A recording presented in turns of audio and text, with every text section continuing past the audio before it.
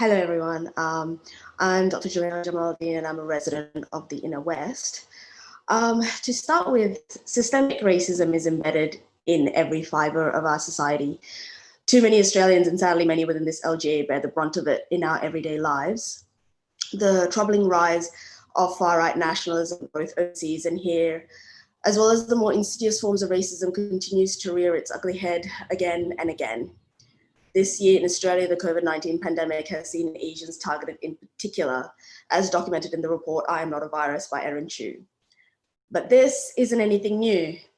Being a child of the 90s in Australia, my childhood and early adulthood was characterized by the horror of 9/11 and the subsequent bomb threats that occurred at my Islamic school, the Cronulla riots, dealing with anti-terrorism raids and racial vilification within the media, and near constant Islamophobic and racist attacks.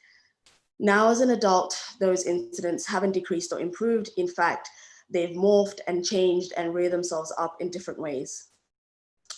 It's not always the racial slurs being yelled at a car park or threats of violence, though that has happened at a shopping center recently. It's also all the other ways people of color are made to feel different and othered and treated with inequality. It occurs when a patient tells me they'd rather have a different doctor treat them before I've even said hello. It occurs when I'm ignored again and again, despite standing at the counter waiting for my turn to be served. It occurs when people look at me differently and comment on my scarf and tell me my English is pretty good without knowing anything about me. It occurs when no one speaks up and bystanders stay silent. Racism isn't just name calling. It's institutional, it's systemic.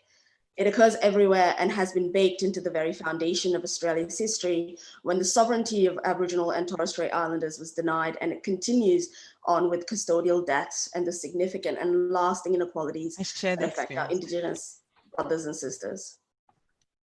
Will a street sign change all of this? No. But what it does do is start a conversation. It tells those who are emboldened to act in racist ways that racism is not welcome in the Inner West and subsequently throughout Australia. It encourages allyship and bystander action. It allows for difficult conversations to happen. It strengthens our sense of community, and it sends the message that the Inner West Council is on the right side of history and will not tolerate injustice and bigotry.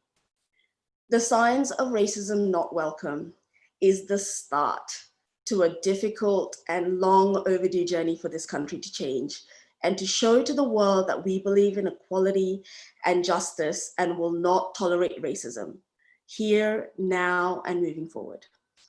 Thank you for your time.